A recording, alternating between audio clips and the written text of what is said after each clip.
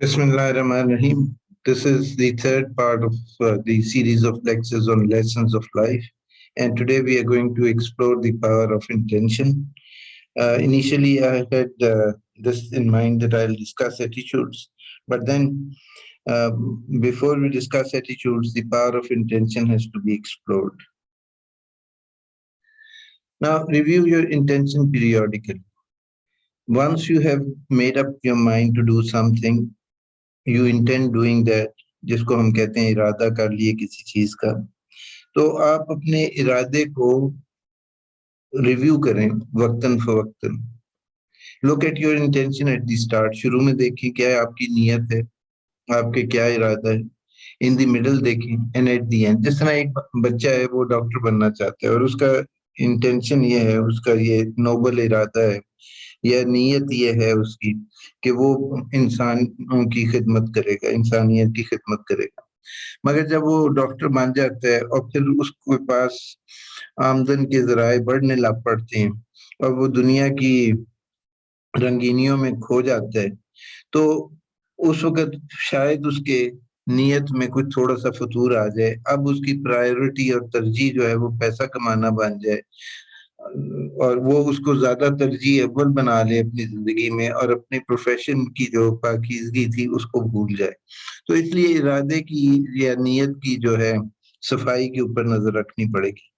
और एक बड़ी मशहूर किताब है और जिसमें एक बुजुर्ग का वाक़या है कि वो लिखते हैं कि ये बल्कि अमीर कबीर अली हमदानी की किताब है, जिसमें वो जिक्र करते हैं कि एक लकड़हारा था.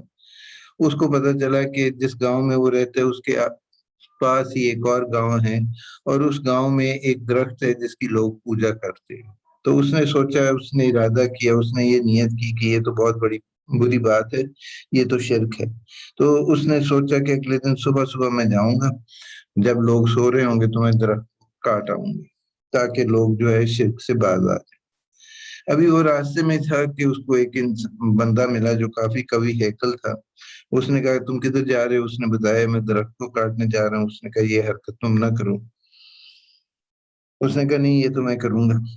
उसने कहा फिर पहले तुम्हें मुझसे लड़ना पड़ेगा. तो ये जो लकड़हारा था उस कवि हैकल शख्स के साथ लड़ने लग पड़ा और जल्द ही उसने उसको जेर कर लिया.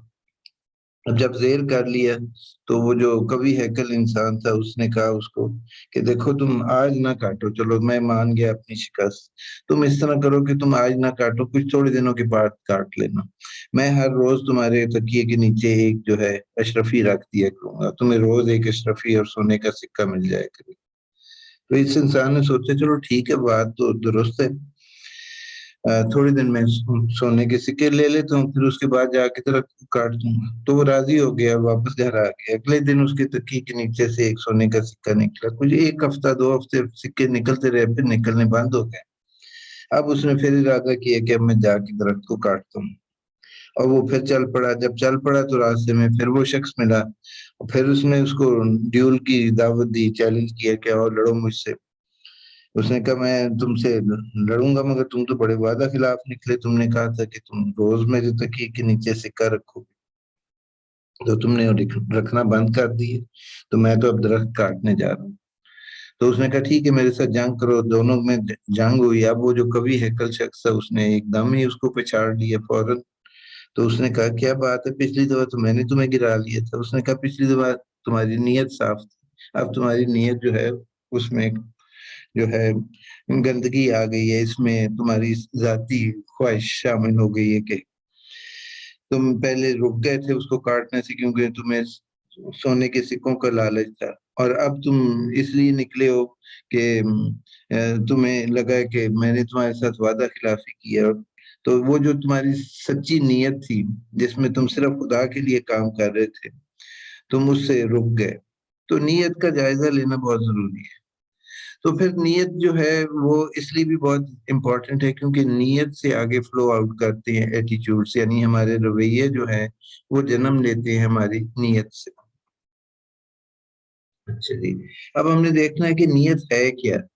اس کے متعلق وین ڈائر کچھ باتیں کہہ رہے ہیں، تو میں وہ آپ کے سامنے بیان کر دوں گا، مگر اس ٹاپک کو میں ایٹ لینگتھ پھر کور کروں گا، کیونکہ وین ڈائر کی کتاب ہے دی پاور آف انٹینشن، تو وہ اس کا میں ایک قسم کا بک ریویو ڈیٹیل میں دوں گا، مگر ابھی فی الحال تھوڑے سے اقتباسات کے اوپر گزارا کریں۔ وہ کہتے ہیں کہ you and everyone else as well as all of life emanated from the universal all creating field of intention, یعنی اللہ تعالیٰ نے ارادہ کیا حل کرنے کا۔ تو مرید وہ ہوتے ہیں جو اللہ کی طرف بڑھنے کی کوشش کرتا ہے، اللہ کو اپنا مقصود جان لیتا ہے زندگی کا، تو مرید ارادے سے لیا گیا لفظ سے۔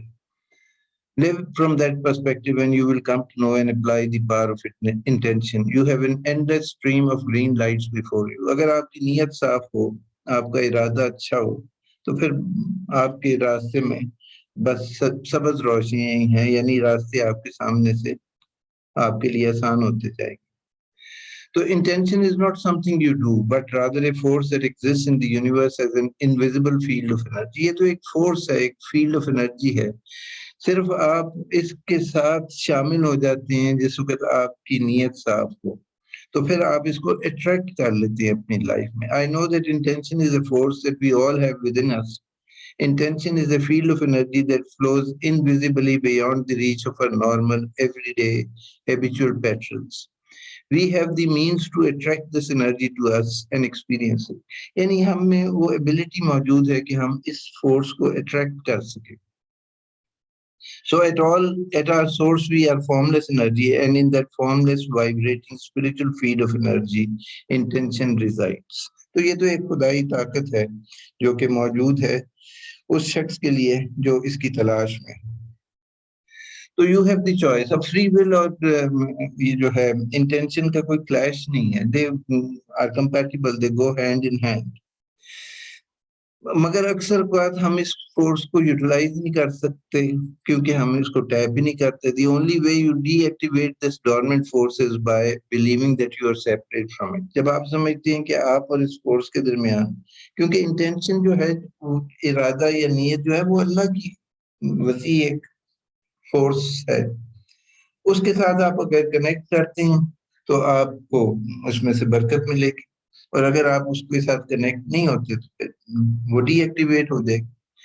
اچھا، اب راستے میں سب سے بڑا امپیڈیمنٹ جو ہے وہ ہماری ایگوز ہیں، ہماری جو ہے، جس کو ایگو کو ڈاکٹر وین ڈائر کہتے ہیں ایجنگ گاڈ آؤٹ، یعنی جب ہم اپنا تعلق خدا کے ساتھ کمزور کر لیتے ہیں یا اس کو توڑ دیتے ہیں، تو ہمیں اپنی ایگو کے اوپر، اپنی انانیت کے اوپر زندگی گزارنا شروع کر دیتے ہیں، تو پھر ہم اللہ سے دور ہو جاتے ہیں، اور پھر یہ جو انٹینشن والا فورس ہے یہ بھی ہمارے لیے اویلیبل نہیں رہتا۔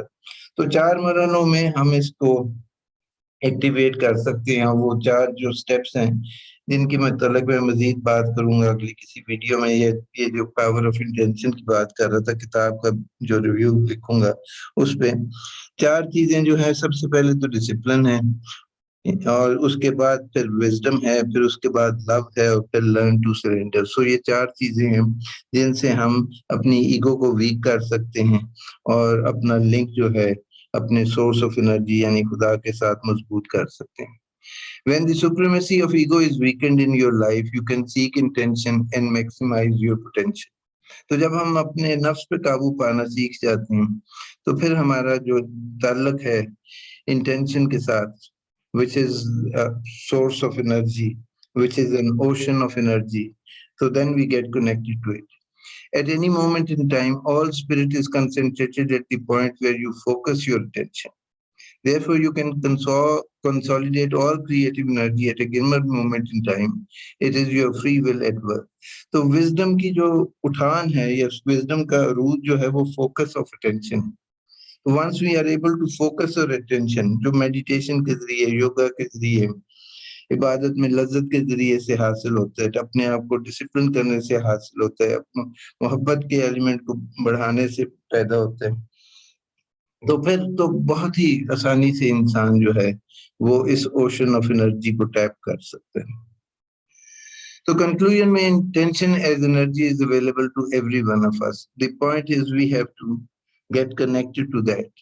تو basic obstacle is the ego, اور پھر ہم نے جس طرح پہلے بات کی، intention extends into attitude, So next time we will discuss attitudes. Thank you. Stay blessed. God bless you all.